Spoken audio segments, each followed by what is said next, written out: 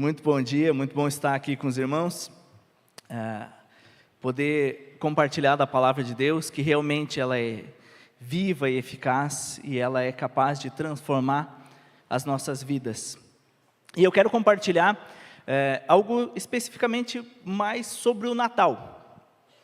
E nós estamos próximos aí, do Natal, estamos na época do Natal, e é costumeiro nessa época que nós vejamos o presépio, essa imagem que está aí no fundo, que inclusive está muito bonito lá na frente, quando a gente entra tem um presépio ali muito bonitinho, com os personagens, e é costumeiro então que a gente veja o presépio, até mesmo às vezes em apresentações de teatro, de coro, teatro das crianças,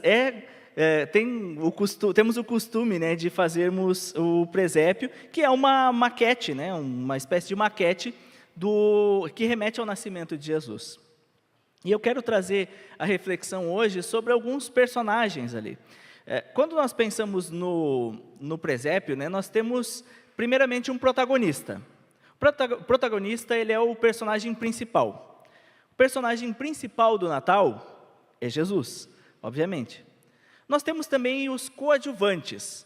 Coadjuvantes são aquelas pessoas que elas têm um papel secundário, porém também muito importante. Se eles não estiverem ali, talvez a cena não aconteça. Isso pensando, por exemplo, em teatro, filme e assim por diante. Então, nós temos ali dois coadjuvantes, que são José e Maria. Sem José e Maria, o Natal também não necessariamente aconteceria. Mas nós temos também os figurantes. Figurantes são aquelas pessoas que desempenham um papel menor, sem falas, mas para preencher o cenário. Elas estão ali, mas se você tirasse elas, talvez não faria tanta diferença assim. A cena conseguiria dar sequência, seria possível nós termos o restante da cena, isso pensando, por exemplo, num teatro. O figurante, então, é aquela pessoa que é importante, mas que não é tão importante assim. E nós temos alguns figurantes ali que são importantes e que podem nos trazer algumas lições, mas ainda assim eles são figurantes. E eu quero, então, nessa manhã, te levar a pensar sobre os figurantes da história de Jesus. E, em especial, primeiramente, em relação ao Natal. Então, eu convido os irmãos a abrirem as suas Bíblias, lá em Mateus capítulo 2, nós vamos dar uma olhada em dois textos, que é Mateus capítulo 2 e também em Lucas capítulo 2. Isso. Vamos ver então sobre os figurantes do Natal.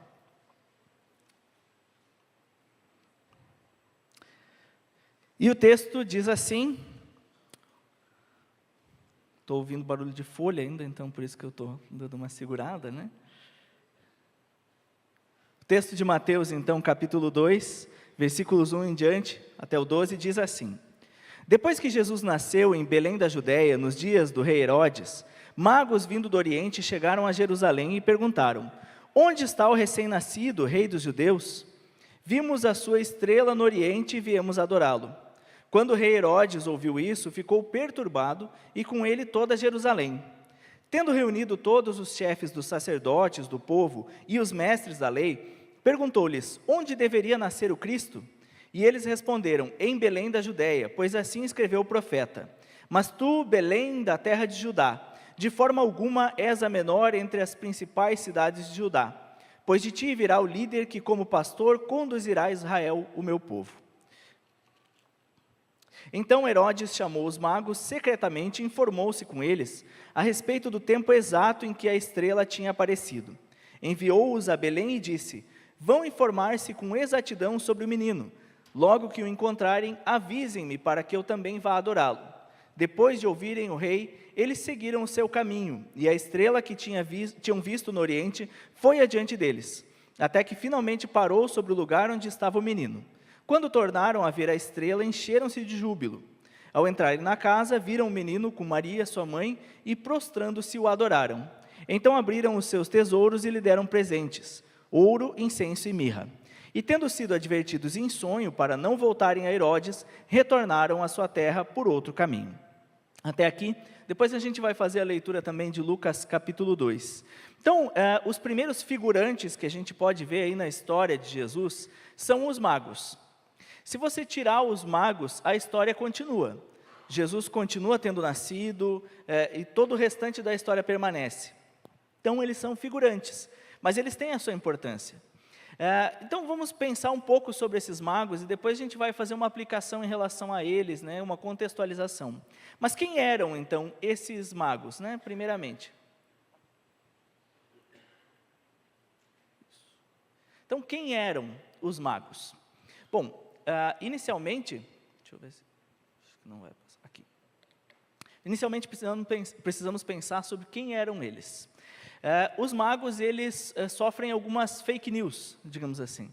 Porque quando nós pensamos nos magos, muito provavelmente você pensou nos 3 reis magos, correto? Não necessariamente eram 3, não necessariamente eram reis, e não necessariamente eram magos como nós pensamos usualmente. Quando nós pensamos em magos, pensamos naquelas pessoas que fazem magia, né, que fazem uma mágica, alguma coisa assim. Não era o caso desses homens. Primeiramente, eles não necessariamente eram 3. Ao longo da história, foi se criando a história, né, criando uma história, né, de que eram 3 devido aos presentes que eles entregam. Eles entregam ouro, incenso e mirra. Então, uma vez que é ouro, incenso e mirra, então um presente para cada mago, então são 3. Além disso, se criou uma história de que eles seriam reis para cumprimento de um salmo, né? Como uma visão profética de um salmo. Mas não se tem nenhum dado histórico de que eles fossem realmente reis. E enquanto magos ali, não seria tanto magos no sentido de alguém que faz mágica, então, mas algo como um astrólogo. Então, esses homens, eles eram astrólogos que muito provavelmente tinham vindo da Pérsia ou da Babilônia.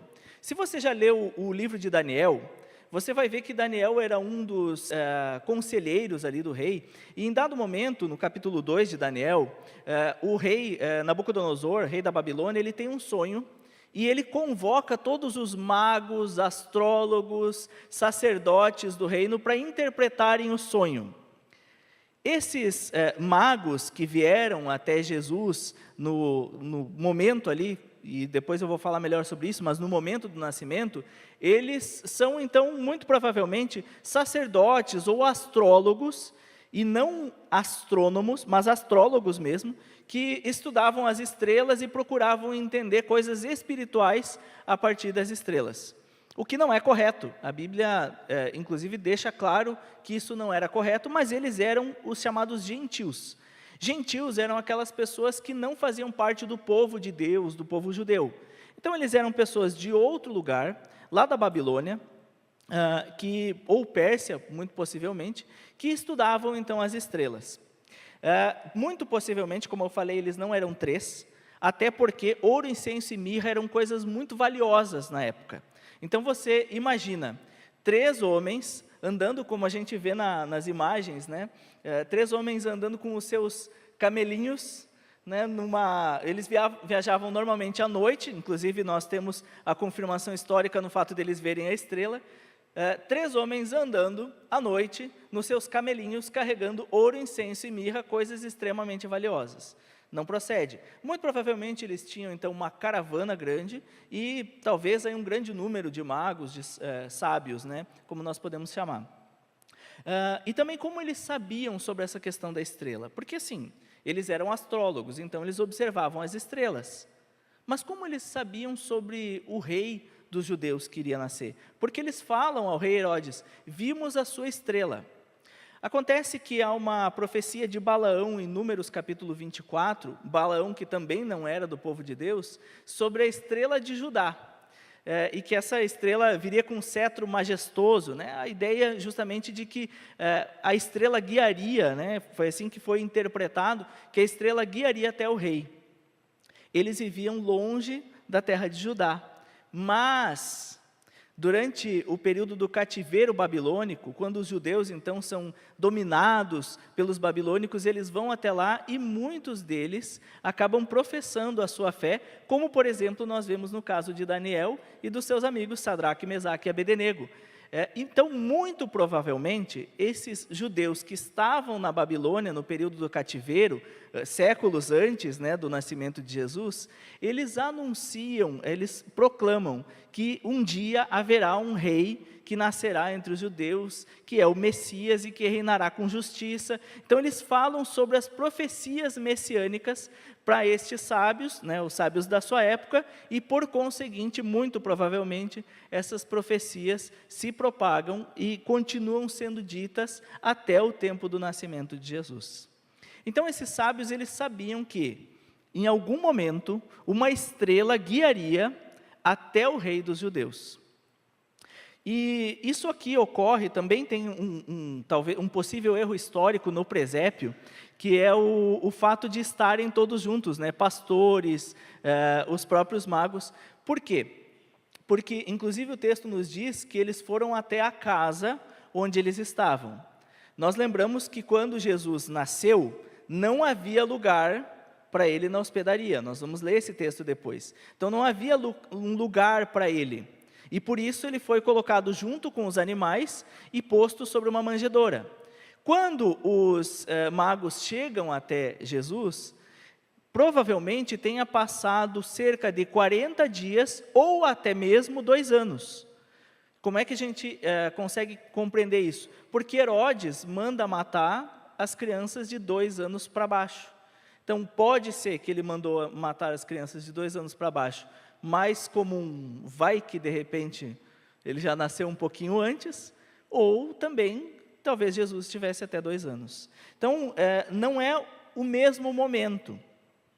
Mas o que talvez mais importe, então é interessante entender quem eles eram, para nós compreendermos e contextualizarmos a realidade deles. Mas antes, uma pergunta também é importante de se fazer.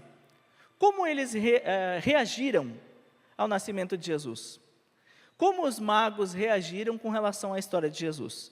Algo que é bastante interessante é que quando eles chegam a Herodes, eles fazem a seguinte pergunta. Eles perguntam o seguinte: onde está o recém-nascido rei dos judeus?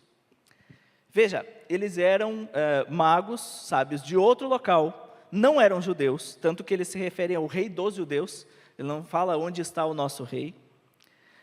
Eles chegam ali, mas eles chegam sem dúvida alguma. E você consegue se colocar no lugar desses magos? Eram pessoas que estudavam as estrelas, de repente eles veem uma estrela, que muito provavelmente era um cometa que passou mais ou menos no ano 5 a.C., Jesus provavelmente nasceu no ano 6 ou 5, entre 6 a 4 a.C., então no ano 5 surge um cometa com uma cauda grande, que veio da China, ele é registrado em textos antigos da China em direção ao oeste, né? Então eles veem aquele cometa, e eles entendem que aquele cometa vai levar até o rei dos judeus. E eles seguem aquele cometa. E eles chegam até o rei daquele povo, e eles não perguntam assim: olha, a gente viu uma estrela, pode ser que ela tenha alguma coisa de importante. Vocês sabem alguma coisa? O que eles falam é: vimos a estrela e seguimos. Onde está o rei dos judeus? Eles não têm dúvida nenhuma. Eles têm certeza absoluta de que eles encontrariam o rei dos judeus, que era Jesus. Eles conversam com Herodes. Herodes não queria perder o trono, e por isso há um medo grande na cidade de Jerusalém. Ele consulta os líderes religiosos para saber onde Jesus deveria nascer, e manda os magos, né, os sábios, para Belém. Eles chegam lá e o adoram. O texto para, e é muito interessante isso, ele para ali. Eles vão, obviamente, embora, né? Um anjo aparece e fala para eles irem embora e não voltarem a Herodes, mas a gente não sabe o que acontece com esses magos. A gente não sabe se eles se tornaram crentes fervorosos, se a partir de então eles começaram a adorar o Senhor. Não sabemos o que acontece com ele. O que nós sabemos é que eles tomaram uma decisão correta de ir obedecer, né, de seguir a estrela e de ir até Jesus e o adorar. Qual a contextualização que a gente faz, né? O que isso tem a ver com a gente? Bom, muitas pessoas vivem como esses magos. Muitas pessoas buscam na religiosidade, ou nas muitas religiões, uma forma de se encontrar com Deus. Então, existem muitas e muitas pessoas, que talvez você seja uma delas, talvez quem nos assiste seja uma delas, que creem que todos os caminhos levam a Deus, que creem que toda religião é válida. Então, eu vou para o culto, vou assistir um culto evangélico, daqui a pouco eu vou numa missa, daqui a pouco eu vou rezar, eu vou orar, né, virado para Meca, porque vai que os muçulmanos estejam certos. Não, eu vou fazer a minha leitura devocional depois que eu ler o meu horóscopo, né? Então, uma mistura de tudo, sem saber ao certo exatamente o que devem seguir e a quem devem adorar. Mas um dia essas pessoas ouvem falar sobre Jesus, e eles decidem ir até Ele e o adorar. Muitas pessoas vivem essa realidade, e talvez alguns que aqui estão, ou que estão ouvindo, talvez vivam essa realidade, de viver um misto, de eu quero de tudo, porque alguma coisa vai me levar para Deus. E eu quero te dizer que, infelizmente, isso, ou melhor, felizmente, isso não é uma realidade. Felizmente, porque você está aqui e pode ouvir a realidade de que Jesus mesmo falou, que Ele é o único caminho, a única verdade, a única vida. E não vale a pena ficar gastando energia procurando outras coisas. Eu vou falar um pouco mais, daqui a pouco eu volto sobre isso, mas vamos para o próximo, os próximos personagens, os próximos figurantes. Lá em Lucas capítulo 2. Abra comigo, por favor, Lucas capítulo 2.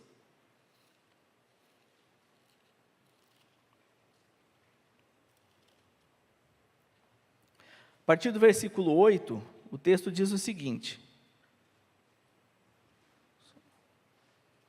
Só vou colocar o relógio aqui para mim não me empolgar demais, tá, gente? Lucas capítulo 2, versículo 8 em diante diz assim: Havia pastores que estavam nos campos próximos e durante a noite tomavam conta dos seus rebanhos. E aconteceu que um anjo do Senhor apareceu-lhes e a glória do Senhor resplandeceu ao redor deles. E ficaram aterrorizados. Mas o anjo lhes disse: Não tenham medo, estou lhes trazendo boas novas de grande alegria, que são para todo o povo. Hoje na cidade de Davi lhes nasceu o Salvador, que é Cristo, o Senhor. Isto lhes servirá de sinal: encontrarão o bebê envolto em panos e deitado numa manjedoura. De repente uma grande multidão do exército celestial apareceu com o anjo, louvando a Deus e dizendo: Glória a Deus nas alturas, e paz na terra aos homens aos quais Ele concede o seu favor. Quando os anjos os deixaram e foram para o céu, os pastores disseram uns aos outros: Vamos a Belém e vejamos isso que aconteceu, e que o Senhor nos deu a conhecer. Então correram para lá e encontraram Maria e José e o bebê deitado na manjedoura. Depois de o verem, contaram a todos o que lhes fora dito a respeito daquele menino. E todos os que o ouviram, o que os pastores diziam, ficaram admirados. Maria, porém, guardava todas essas coisas e sobre elas refletia em seu coração. Os pastores voltaram glorificando e louvando a Deus por tudo que tinham visto e ouvido, como lhes fora dito. Então aqui o segundo grupo de figurantes do Natal, que esses sim fazem sentido estarem ali no presépio, né? Porque eles foram os primeiros a encontrar, muito provavelmente os primeiros a encontrar então o bebê Jesus. Quem eram esses pastores? Eles eram judeus. Não eram pastores como os pastores, né, como eu, pastor, os pastores do colegiado, que lideravam uma igreja, obviamente. Eles eram pastores de ovelhas, cuidavam de fato de ovelhas, e eles eram, por mais que a gente pense nos pastores no modo positivo, porque, por exemplo, Davi, o rei, ele era pastor, Jesus se coloca como bom pastor, os pastores, eles eram marginalizados naquela época. Os pastores, para se ter uma ideia, havia um ditado entre os mestres da lei, né, os rabinos, que dizia o seguinte: nenhuma classe no mundo é tão desprezível quanto a classe dos pastores.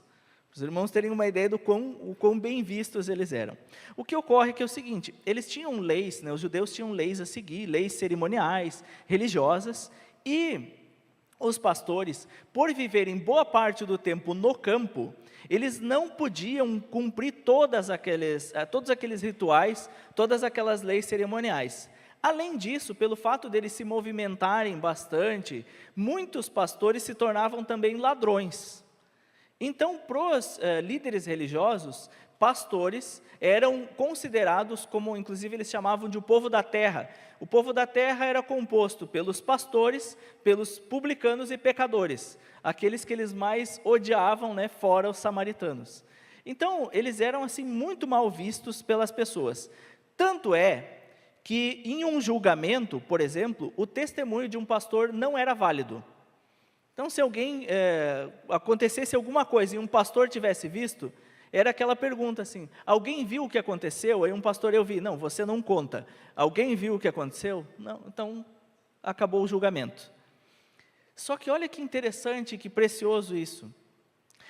Os pastores estavam lá, nos arredores de Belém. Inclusive, algumas pessoas dizem que o Natal não pode ter acontecido na época em que nós estamos vivendo, porque lá naquela região é inverno, nessa época, então seria muito frio. Isso não necessariamente procede, porque embora realmente seja frio nessa época, e os campos são frios e tudo mais, naquela região próxima a Jerusalém, que é onde ficava o templo, e Belém era próximo, dava uns 8 quilômetros de Jerusalém, naquela região era comum que o ano inteiro tivessem pastores com ovelhas nos campos.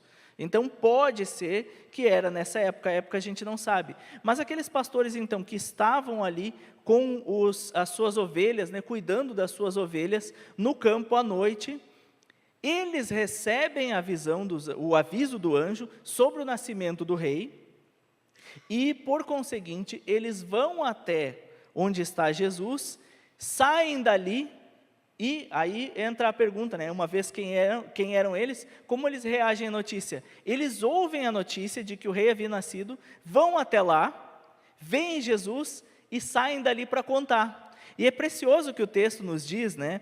O texto diz que todos os que ouviram o que os pastores diziam, ficaram admirados. Quando a gente lê isso, passa batido, a gente pensa assim, claro, né, era uma coisa diferente, eles viram os anjos, só que pastor não tinha voz para testemunho. O que os pastores diziam não era válido, não era considerado, mas aquilo foi tão sobrenatural, que quando os pastores contam, as pessoas ficam admiradas com o que aconteceu. E aí a gente pensa numa outra questão, que também é importante, juntando com os magos.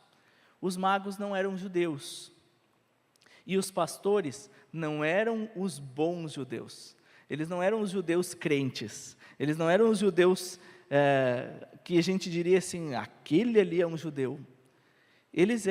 Os magos eram gentios, nem judeus eram, e os pastores eram marginalizados, não cumpriam a lei. Contextualizando, a gente vê como Jesus ele veio para aqueles que que sabiam que eram pobres de espírito. Jesus não veio para aqueles que se consideravam os maiorais, mas aqueles que realmente sabiam que eles não eram tão importantes. E contextualizando, quem talvez seriam hoje os pastores, né, na nossa realidade? Talvez aquelas pessoas que frequentam ou frequentaram a igreja, que são filhos de crentes, né, filhos de cristãos, são cristãos nominais, que não necessariamente viveram uma vida com Deus até hoje, que até mesmo quando as outras pessoas olham, não dão muito valor, né, pensam, aquele lá é instável, aquele lá uma hora ele aparece na igreja, daqui a 5 meses ele volta, esse sujeito aí não dá para confiar. Esses eram os pastores. E talvez alguns que aqui estão, vivam exatamente essa situação. Vivam como pessoas que talvez sejam um pouco instáveis, talvez até hoje não viveram exatamente com Deus, pois Deus quer se revelar a vocês também. Deus quer se revelar a cada um de nós. E indo para um terceiro grupo, eu não tinha colocado dos pastores, né? Nós temos um outro grupo que não aparece no presépio, e esse não aparece porque ele não foi. São os líderes religiosos. A gente leu Mateus 2, e é interessante que eles também são figurantes. A gente sempre lembra dos reis, ou melhor, desculpem, dos magos, ato falho, não eram reis, Então a gente lembra dos magos, a gente lembra dos pastores, porque eles estão ali no presépio. Só que há um grupo que também ouviu falar sobre Jesus. Quando os magos chegam até Jerusalém, eles causam um alvoroço. Esses líderes religiosos, eles eram os membros do Sinédrio. O Sinédrio é o mesmo grupo que foi responsável por condenar, por condenar, vamos dizer assim, Jesus à crucificação, depois levar a Pilatos. O Sinédrio era composto por todos os líderes, os mestres da lei, os sacerdotes. Então, as pessoas importantes, né, do judaísmo eram parte do Sinédrio. E esses membros do Sinédrio, eles tinham conhecimento das Escrituras. Eles conheciam a Bíblia que eles tinham, que era o Antigo Testamento. Tanto é que Herodes pergunta para eles de onde virá o Messias, né? Qual a cidade? E eles citam uma profecia de Miqueias, um profeta então do Antigo Testamento, que fala sobre o nascimento do Messias em Belém, né? A importância de Belém. Esses líderes religiosos, eles conheciam a lei da primeira até a última página. Não só isso, eles acrescentavam leis à própria lei. Então, eles acrescentavam muitas coisas que as pessoas deveriam seguir. Eles tinham um conhecimento muito grande. Só que, quando os magos vêm, e aí eu me coloco a conjecturar, a ficar pensando como que foi a situação, ao ver que aqueles magos chegaram, causaram um alvoroço, e esse alvoroço não foi causado apenas porque eles vieram com uma outra notícia, mas o rei Herodes matou toda a sua família, para que não houvesse alguém que usurpasse o trono dele. Tanto que Flávio Joséfo, se não me engano, fala que era melhor você ser um porco de Herodes do que você ser um filho de Herodes. Era mais saudável para você se você fosse um porco, né, o animal mesmo, um porco de Herodes, do que o seu filho, porque o risco de vida era maior sendo filho de Herodes, porque ele matava todo mundo que pudesse vir a roubar o seu trono. E aí então os magos chegam dizendo que o rei nasceu. A cidade fica enlouquecida, e os líderes judeus viviam, né, estavam ali naquele local. De repente Herodes vem, então se coloque na situação, você é um líder religioso, estudioso, você conhece as Escrituras, e de repente vem um alvoroço porque talvez teria nascido o rei dos judeus. E aí o rei Herodes pergunta, onde vai ser? Você não ia ficar pensando, será que não vale a pena ir lá dar uma olhada? Vai que de repente é o rei mesmo. Vai que ele, né? Vai que é o rei dos judeus nasceu. Vamos dar o benefício da dúvida. Acho que eu vou acompanhar esses magos, alguma coisa assim. Ou eu vou depois, vou dar uma olhada. O que nós percebemos é que os líderes religiosos ficam indiferentes. Talvez porque quem traz a notícia é um gentil. Não, Deus não vai usar um gentil. Talvez porque eles não viram. Não, se houver algo sobrenatural, vai ser a nós, porque nós somos os líderes religiosos. Nós conhecemos as Escrituras. Nós somos, e aí, eu estou falando sobre os figurantes. Talvez, e muito provavelmente, eles se considerassem ou os coadjuvantes, ou até mesmo os protagonistas da história. Como é que Deus mandaria o Messias e nós não seríamos os primeiros a saber? Bobagem. Nem vale a pena dar uma olhada. Nem vamos perder tempo. E aí eu faço essa contextualização, penso nessa contextualização. Quem seriam hoje esses líderes religiosos? Talvez eles seriam como muitas pessoas do nosso tempo que são do povo, estão no meio do povo, mas que são aqueles exímios conhecedores de Bíblia. Eu já li a Bíblia 50 vezes, eu conheço as Escrituras em hebraico, o Antigo Testamento, o Novo Testamento em grego, se você quiser eu falo aqui para você, e sabe, em 4, 5 versões de cor. Eu estou na igreja desde o meu nascimento, o meu parto foi aqui no templo, não foi nem no hospital, eu vivo na igreja, eu estou todo o tempo aqui, eu tenho 10 cargos, sou um profundo conhecedor das coisas de Deus. E há pessoas que são assim. E aqui eu não estou falando mal das pessoas que agem bem assim, mas há muitas pessoas que são assim, mas que talvez precisem ir até Jesus. Porque talvez estejam vivendo uma religiosidade que não necessariamente é viva. Talvez tenham lido sim 50 vezes a Bíblia, mas talvez a Bíblia nunca tenha sido realmente viva no seu coração. Talvez nunca tenha sido realmente aplicada. Talvez nas 50 vezes que leu, não teve um momento em que parou, se derramou chorando e falando: misericórdia, Senhor, obrigado pelo teu amor. Talvez estejam fazendo muitas coisas para Deus, mas talvez não tenham parado para ver o que Deus gostaria de fazer neles. Muitas pessoas são assim. Talvez, eu espero que não, mas talvez seja a realidade de um dos irmãos. Mas eu trago ainda um último. Tem um quarto grupo de figurantes da história de Jesus. O primeiro que nós vimos são os magos. O segundo são os pastores. O terceiro grupo é o dos líderes religiosos. Qual seria o quarto grupo de figurantes da história de Jesus? Quem você acha que são essas pessoas?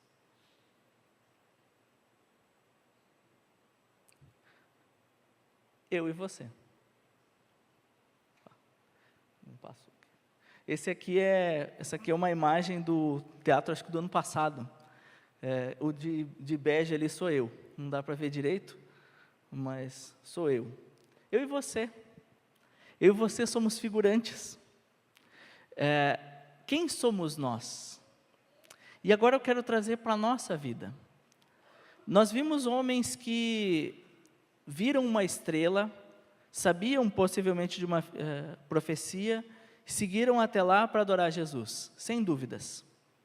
Nós vimos pessoas que eram marginalizadas talvez, mas tiveram uma revelação sobrenatural de um anjo e de anjos, e foram até Jesus e contaram. Nós vimos pessoas que conheciam as Escrituras, mas que não foram até Jesus. Mas quem somos nós? Nós somos apenas figurantes na história. Nós somos figurantes na história de Cristo. Nós somos, talvez, pessoas que estão aqui pela primeira vez, que talvez vieram a convite de algum amigo. Talvez nós sejamos pessoas que estão aí há anos, que colocaram os fundamentos do templo. Talvez nós sejamos pessoas que estão em casa, assistindo, e talvez até há um tempo, sem vir até aqui. Talvez, enfim, nós sejamos pessoas quebradas, talvez nós sejamos pessoas marginalizadas, talvez nós sejamos pessoas que até hoje não quiseram saber de Deus. Eu já compartilhei aqui na igreja, no dia que eu me converti, o dia que eu entreguei a minha vida para Cristo, eu vim à igreja, eu não considerava que eu precisava de Deus. Eu recebi o convite de uma amiga, eu queria ir para o posto beber, mas essa amiga não queria me acompanhar naquele dia, e ela pediu para vir à igreja. Só que ela falou que se eu fosse com ela na igreja naquele dia, ela nunca mais me falava sobre Deus e sobre essas coisas. Então, se era para ela parar de me incomodar, eu vou. Me entreguei ao Senhor, me rendi ao Senhor, e naquele dia, desde então, eu tenho andado aos pés de Cristo. Talvez essa seja a tua realidade, talvez hoje você não está aqui porque você queria, porque seria o melhor lugar para você, aos teus olhos, mas Deus queria se revelar a você. Não talvez por um anjo ou por uma estrela, mas pela palavra dEle. Deus gostaria de ter um encontro com você. E a pergunta que eu faço é: como você reage à notícia sobre Jesus? Nós celebramos no Natal o fato de que Jesus nasceu, mas nós temos a história completa, eles não tinham. Jesus era o Filho de Deus, ele era o Deus que se fez carne. Ele se humilhou, deixando a sua divindade, vindo a ser homem, como nós. Ele viveu, morreu em uma cruz, mas não permaneceu morto. Ao terceiro dia ele ressuscitou. Ele foi assunto aos céus, ou seja, ele foi elevado aos céus, com a promessa de que um dia ele voltaria, ele está vivo. Nós temos a mensagem completa. Como você reage ao fato de saber que Deus abandonou a sua glória para ser um bebê, para viver no meio de nós, morrer pelas nossas mãos, por amor a você? Como você vai reagir a isso? E aí, eu quero te levar a pensar, se talvez você nunca pensou nisso, mas também, talvez, você precise se colocar no seu lugar, como muitas vezes eu tenho precisado me colocar no meu lugar. A imagem que eu coloquei antes, era de um figurante. Nesse teatro, eu tenho feito nas igrejas por onde eu pastoreei e tal, sempre participo de teatro, sempre como figurante, porque a gente é figurante. Ninguém tem como ser o protagonista de um teatro de Natal. Ninguém tem como ser um protagonista de um teatro de Páscoa. A gente não é protagonista da história. E eu quero te falar, você não é protagonista nem da sua história. O protagonista da sua história tem que ser o Senhor. O protagonista da sua história é Cristo. E deve ser Cristo. E aí eu quero te levar à reflexão também, se talvez você já conhece a Cristo, já se rendeu a Cristo. Hoje, na tua vida, você é um figurante? Ou você tem tentado ser um protagonista? Como é que eu posso tentar ser um protagonista? Quando as minhas coisas importam mais. Quando as minhas decisões são mais importantes. Quando eu não me coloco mais como alguém aos pés de Cristo, permitindo que Ele decida o que é melhor para mim, querendo o que Ele quer, vivendo para Ele. Às vezes achando que eu sou alguém muito importante. Eu sou alguém importante na igreja. Grande coisa. Agora, quarta-feira, acho que foi, eu concluí o mestrado, né? E aí um aluno, a gente conversando com os alunos, né? Daí alguém vem e fala assim, agora é mestre. Não muda nada. Só tem um nomezinho antes. A gente não é nada sem Cristo. Porque Cristo, a história é sobre Cristo. Cristo é o protagonista. E eu quero que você faça essa reflexão, eu quero orar com vocês. Cristo tem sido o protagonista da tua vida. Você se colocou já na condição de figurante? Como você reagiu à mensagem sobre a história de Jesus? Quero pedir que você feche os seus olhos. E antes de orar, eu quero que você pense. Como está a sua vida? Talvez hoje você veio aqui pela primeira vez. Talvez você esteja como os magos, buscando várias religiões e religiosidades vazias. Talvez você esteja como o pastor, os pastores, aqueles que não seguiam realmente como deveriam seguir. Viviam à margem. Talvez você esteja como os líderes, se achando mais do que deveria. Talvez você não tenha dado ou não esteja dando o protagonismo que Jesus merece na sua vida. Talvez você não lembre dele todos os dias. Talvez você não fale com ele todos os dias. Talvez ele não seja o seu primeiro pensamento, o seu primeiro motivo de gratidão. Eu falho nisso muitas vezes e eu sei que muitas vezes nós falhamos com isso. E nesse momento eu quero orar com vocês. E se você ainda não conhece a Cristo, eu quero te convidar a, no seu coração, falar: Senhor Deus, eu hoje quero viver com Jesus. Quero que Jesus seja o protagonista da minha vida. Eu quero que Ele nasça no meu coração. Ou seja, que Ele passe a viver dentro de mim. E se você precisa dobrar os seus joelhos e reconhecer que Jesus tem que ser o protagonista da sua vida, que você também faça isso. Em nome de Jesus, vamos orar.